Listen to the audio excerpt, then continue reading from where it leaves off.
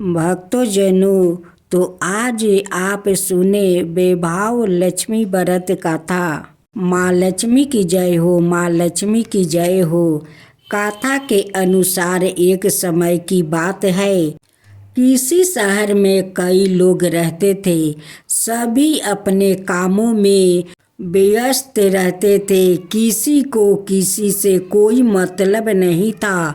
भजन कीर्तन, भक्ति भाव, दया माया, परोपकार जैसे संसारों का अभाव हो चुका था। शहर में बुराइयां बढ़ गई थी। शराब, जुआ, रस, व्यभिचार, चोरी, डकैती आदि बहुत से गुनाह शहर में होने लगे थे।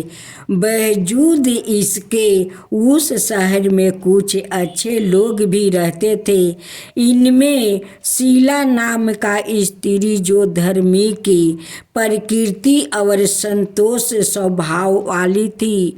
उनका पति भी विवेकी और सुशील था। शीला और उसका पति कभी किसी की बुराई नहीं करते थे और भगवान का भजन करने में अच्छी तरह समय व्यतीत कर रहे थे।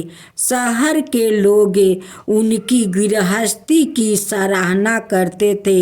देखते ही देखते समय बदल गया। शीला के पति की अच्छी संगति बुरी में बदल गई। अब वो जल्दी से जल्दी करोड़पति बनने के ख्वाब देखने लगा। इसलिए वो गलत रास्ते पर चल पड़ा और फलस्वरूप उसकी हालत भिखारी जैसे हो गई। शराब, जुए, रस, सरस, गांजा आदि बुरी आदतों में शीला का पति भी फंस गया। दोस्तों के साथ उसे भी शराब की आदत लग गई। इस प्रकार उसने अपना सब कुछ जुए में गंवा दिया। शीला इस बात से बेहद चिंतित रहने लगी, लेकिन उसे भगवान पर भरोसा था।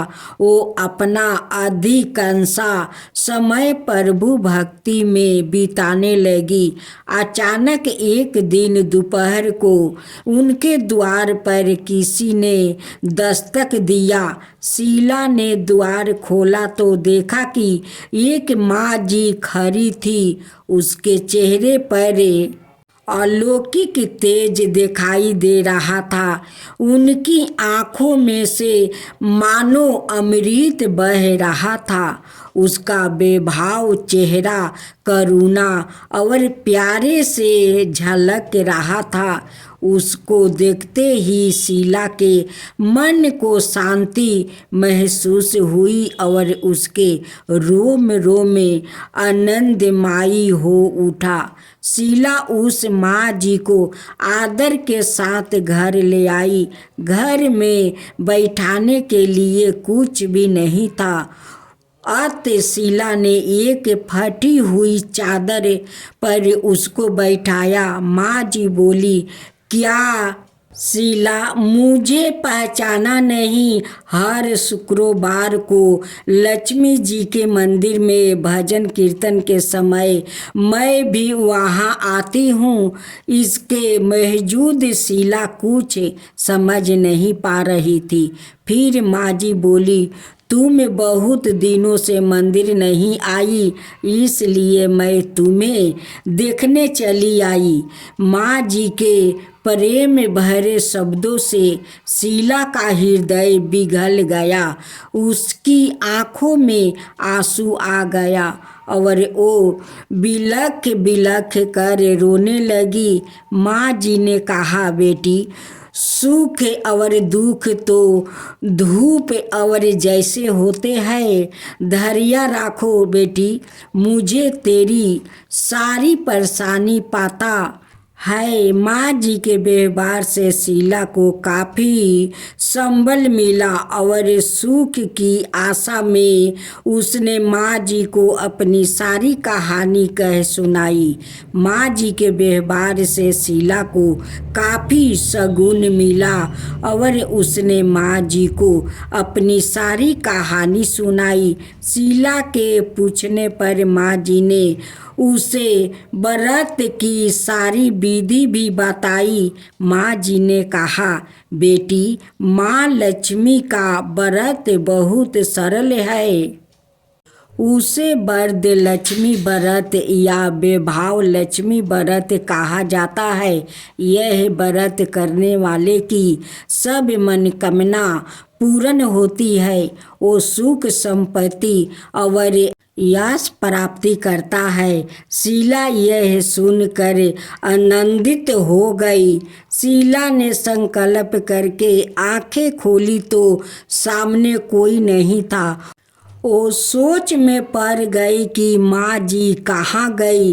शीला को तत्काल यह समझते देर नहीं लगी कि माँ जी और कोई नहीं थी, साक्षात लक्ष्मी जी ही थी। दूसरे दिन शुक्रवार था। सुबह स्नान करके स्वच्छ कपड़े पहनकर शीला ने माँ जी द्वारे बताई विधि से पूरे मन से व्रत किया।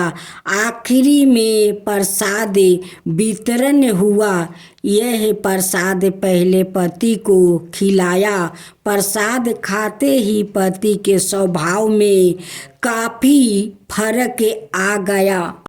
उस दिन उसने शीला को मारा नहीं, सताया भी नहीं।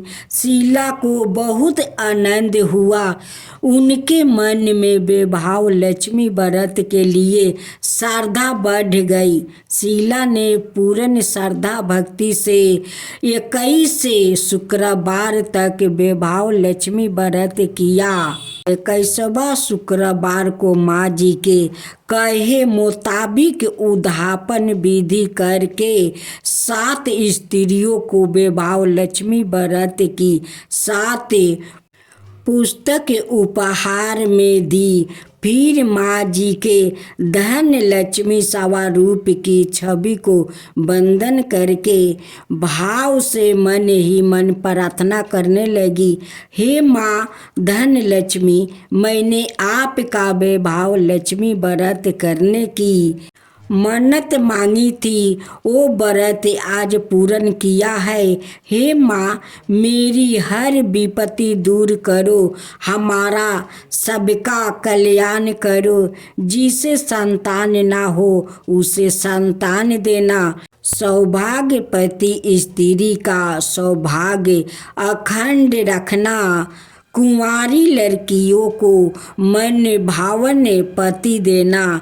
जो आपका यह चमत्कारी वैभव लक्ष्मी व्रत करे, उनकी सब विपत्ति दूर करना, सभी को सुखी करना। हे माँ, आपकी महिमा अपरंपार है। ऐसा बोलकर लक्ष्मी जी के धन लक्ष्मी स्वरूप की छवि को प्रणाम किया। व्रत के प्रभाव से शीला का पति अच्छा आदमी बन गया और कड़ी मेहनत करके व्यवसाय करने लगा।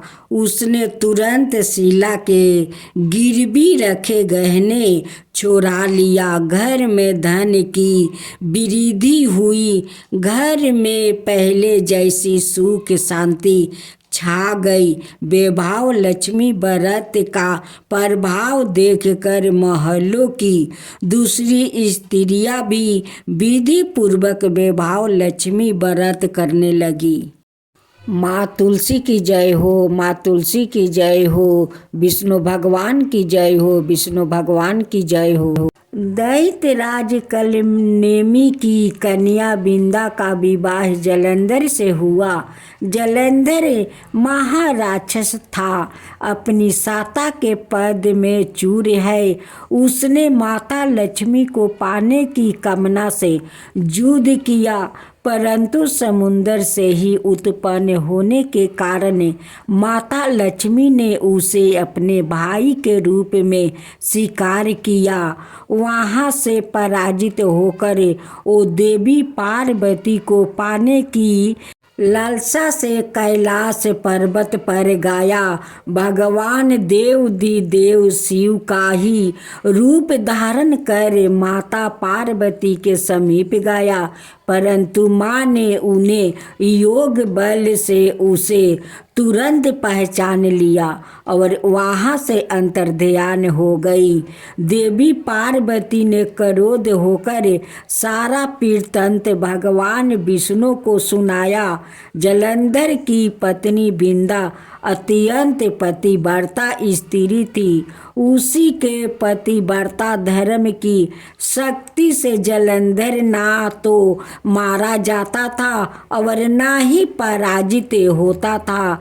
इसलिए जलंधर का नाश करने के लिए बिंदा का पतिव्रता धर्म को भंग करना बहुत आवश्यक था। इसी कारण भगवान विष्णु ऋषि का भेष धारण कर वन में जा पहुँचे, जहाँ बिंदा अकेली भ्रमण कर रही थी। भगवान के साथ 2 मायावीर राक्षस भी थे, जिन्हें देखकर बिंदा भयभीत हो गई। ऋषि ने बिंदा के सामने पल में दोनों को भस्म कर दिया। उनकी शक्ति देखकर बिंदा ने कैलाश पर्वत पर महादेव के साथ युद्ध कर रहे अपने पति जलंधर के बारे में पूछा। ऋषि ने अपने माया जाल से 2 बांदर प्रकट किया। एक बांदर के हाथ में जलंधर का सिर था और दूसरा के हाथ में धर। अपने पति की यह दशा देखकर बिंदा मूर्छित होकर गिर पड़ी। होश में आने पर उन्होंने ऋषि रूपी भगवान से विनती की कि वो उसके पति को जीवित करे। भगवान ने अपनी माया से पूर्ण जलंधर का सिर धड़ से जोड़ दिया और सवाए भी वो उसी शरीर में प्रवेश कर गए। बिंदा को इस छल का तनिक भी आभास नहीं था। जलंधर बने भगवान के साथ बिंदा पतिव्रता का व्यवहार करने लगी, जिससे उसका सतीव्रता भंग हो गया। ऐसे तो ही बिंदा का पति जलंधर युद्ध में हार गया। इस सारी लीला का जब बिंदा को पता चला तो उसने क्रोध होकर भगवान विष्णु को हृदयहीन शिला होने का श्राप दे दिया। अपने भक्त के श्राप को भगवान विष्णु ने स्वीकार किया और शालिग्राम पत्थर बन गया। सृष्टि के पालनकर्ता के पत्थर बन जाने से ब्रह्मांड में अतुलिन की स्थिति हो गई। यह देखकर सभी देवी देवताओं ने बिंदा से प्रार्थना की, ओ भगवान विष्णु को श्राप से मुक्त कर दे। बिंदा ने भगवान विष्णु को श्राप से मुक्त कर दिया, सवाए आत्मदाह कर लिया। जहाँ बिंदा भस्म हुई वहाँ तुलसी का पौधा उग गया। भगवान विष्णु ने बिंदा से कहा, हे बिंदा, तुम अपने सतीव्रता के कारण मुझे लक्ष्मी से भी अधिक प्रिय हो गई हो। अब तुम तुलसी के रूप में सदा मेरे साथ रहोगी। जो मनुष्य भी मेरे शालिग्राम रूप के साथ तुलसी का विवाह करेगा, उसे इस लोक और परलोक में विपुल यश प्राप्ति होगा। ऐसी मान्यता है कि जिस घर में तुलसी होती है वहाँ यम के दूत भी असमय नहीं जा सकते। मृत्यु के समय जिसके प्राण मंजीरी रहती, तुलसी और गंगा जल मुख में राख कर निगल जाते हैं। वो पापों से मुक्त होकर वैकुंठ धाम को प्राप्ति होता है। जो मनुष्य तुलसी अमले की छाया में अपने पितरों का श्राद्ध करता है, उसके पितरों मोक्ष को प्राप्ति हो जाते हैं। भक्तजनों, आज आप सुने माँ वैभव लक्ष्मी की व्रत कथा। शुक्रवार का दिन माँ वैभव लक्ष्मी को समर्पित होता है। इस दिन माँ लक्ष्मी की पूजा अर्चना और व्रत किया जाता है। माना जाता है कि शुक्रवार के दिन विधि विधान से पूजा करने से माँ लक्ष्मी का आशीर्वाद प्राप्ति होता है और उनका साथ हमेशा बना रहता है। माँ वैभव लक्ष्मी का व्रत वैसे तो कोई भी रख सकता है, मगर जो लोग काफ़ी समय से आर्थिक संकटों का सामना कर रहे हैं और उनकी परेशानी दूर नहीं हो रही है, या फिर उन्हें सही रास्ता नजर नहीं आ रहा है, उन लोगों को हर शुक्रवार या व्रत पूरी श्रद्धा के साथ करना चाहिए। घर में दरिद्रता, कलेश, धन संकट, व्यापार में बरकत ना होने जैसी विपत्तियों से छुटकारा पाने के लिए हर शुक्रवार माँ वैभव लक्ष्मी का व्रत और पूजा करने का विधान है। कहा जाता है कि अगर लंबे समय के बाद भी किया जा रहे प्रयासों के बाद भी अगर कोई काम नहीं बन पा रहा है, तो व्यक्ति को वैभव लक्ष्मी का व्रत जरूर करना चाहिए। इस व्रत को पुरुष और स्त्री दोनों ही कर सकते हैं। सुहागिन स्त्रियों के लिए यह व्रत ज़्यादा शुभकारी माना जाता है।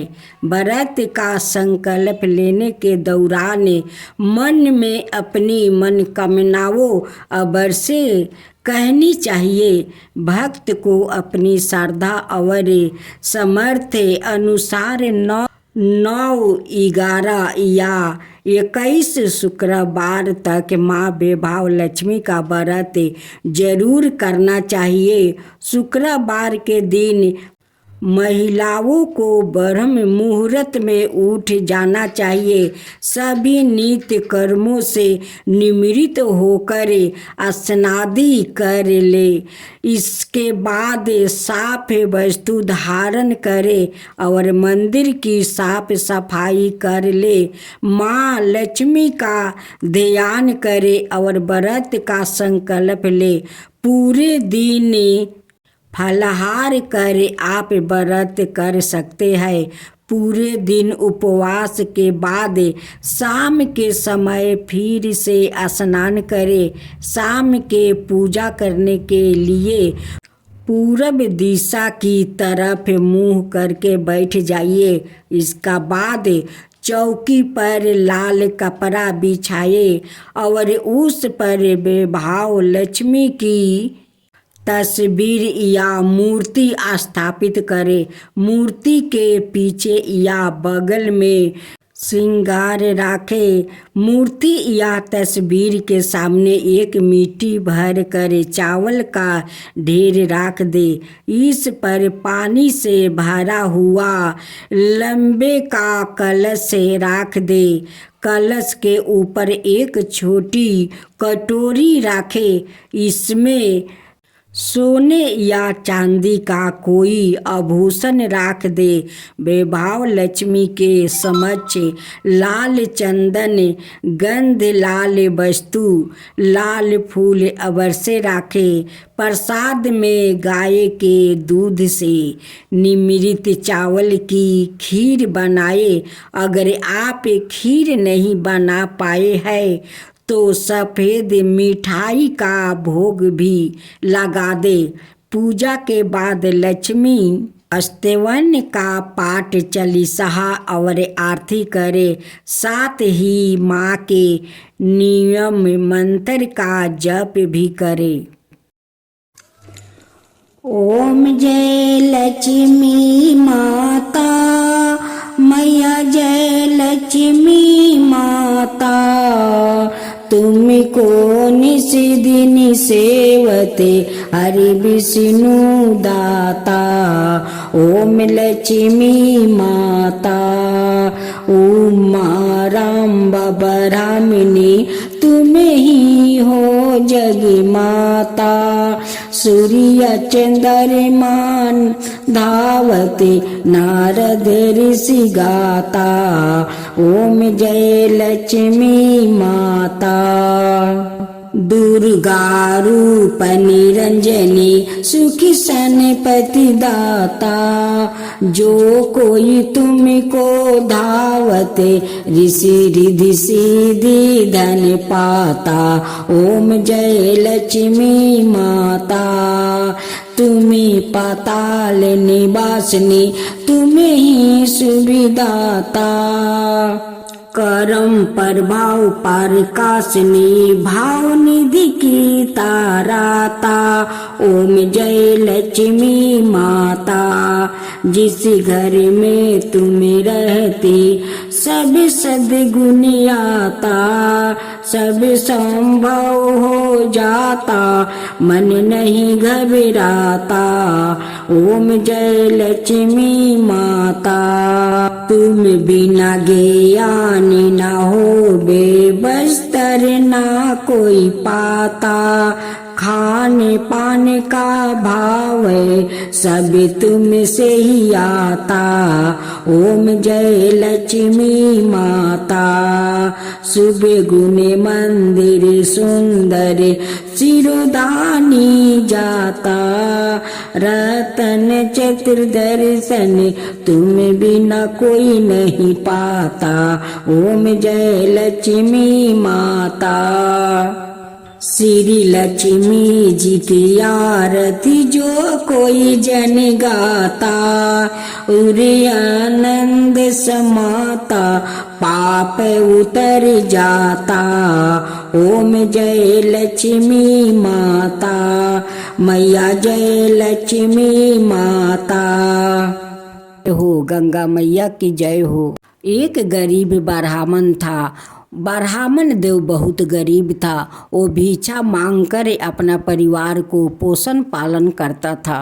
ब्राह्मण देव बहुत दूर दूर भिक्षा मांगने चले जाते कि दूर नहीं जाऊंगा तो मुझे ज़्यादा तो दक्षिणा नहीं मिलेगा, दूर दूर जाऊंगा तभी तो मुझे बहुत सारा दक्षिणा मिलेगा, तो हमारा परिवार को पोषण पालन अच्छा से हो जाएगा। ब्राह्मण देव अपना परिवार को कभी दुख तकलीफ नहीं देते, अपना परिवार को हमेशा खुशी खुशी रखते। एक दिन ब्राह्मण देव भिक्षा मांगकर घरे आते हैं और अपना ब्राह्मणी से कहते हैं कि सुनते हो जी, देखो काल सब लोग बैसाखी स्नान करने जाते हैं, हम लोग भी चलेंगे। ब्राह्मणी कहती है कि आपका खुशी के लिए मैं कहीं भी चलने के लिए तैयार हूँ, चलिए हम लोग भी बैसाखी स्नान करेंगे। ब्राह्मण देव अपना परिवार को लेकर बैसाखी स्नान करने चल देते हैं।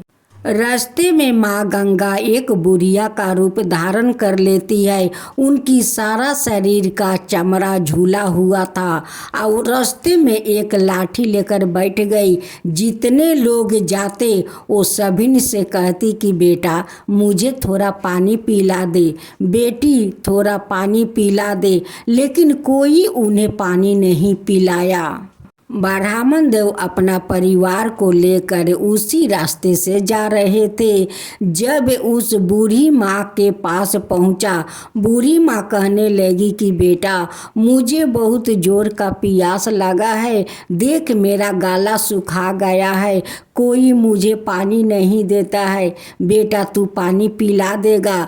ब्राह्मण देव कहने लगे कि माता मैं ज़रूर आपको पानी पिला दूंगा, आप इस धूप में क्यों बैठी हो माता? देखिए बैसाख का धूप चल रहा है, नीचे धूल गर्म हो गया है। आप उस कदम का गाछ के पास चलिए, वहीं पर आप बैठिए, मैं आपके लिए पानी लेकर आता हूँ। ब्राह्मण देव जाते हैं, एक चुकिया में पानी लेकर आते हैं और उस बूढ़ी माँ को पानी पिला देते हैं। बूढ़ी माँ पानी पी कर उनकी आत्मा को शांति मिल जाता है। बूढ़ी माई पानी पी कर उस ब्राह्मण को बहुत बहुत आशीर्वाद देने लगती है। कहती है कि बेटा, जैसे तू मुझे पानी पिलाकर मुझे जुड़वाया है, वैसे ही तेरा परिवार जुड़ाएगा, सुखी रहेगा, उसका कभी दुख तकलीफ नहीं होगा बेटा। ब्राह्मण देव कहते हैं कि माता, मेरे पास तो खाने के लिए कुछ नहीं है, मैं तो भिक्षा मांग कर अपना परिवार को पोषण पालन करती हूँ। मैं गंगा स्नान करने जाती हूँ, जब बैसाखी स्नान करके वहाँ से लौटूंगी तो आप यही कदम के गाछ के पास बैठे रहिए, कहीं मत जाइए। जो मिलेगा मेला में वही आपके लिए मैं ले आऊँगा, आप यहाँ पर बैठकर खाइए माता, कहीं मत जाइए। कहती है कि ठीक है बेटा, तू जा, मैं यहीं पर बैठी रहूँगी। वो तो कोई बूढ़ी माँ तो थी नहीं, वो तो साक्षात माँ गंगा थी। ब्राह्मण देव अपना परिवार को लेकर जाते हैं, बैसाखी गंगा स्नान करते हैं। अपना पत्नी से कहते हैं कि देखो, मैं यही घाट पर एक गमछा बिछा देती हूँ, आते जाते लोग तो कुछ ना कुछ तो दान दे ही देंगे, कुछ पैसा, कुछ चिवड़ा, कुछ मूढ़ी तो दे ही देंगे, वही हम लोग खाकर तब चलेंगे और उसी में से कुछ बचाकर उस बूढ़ी माई के लिए ले चलेंगे। ब्राह्मण देव वही पर गामछा बिछाकर बैठ जाते हैं।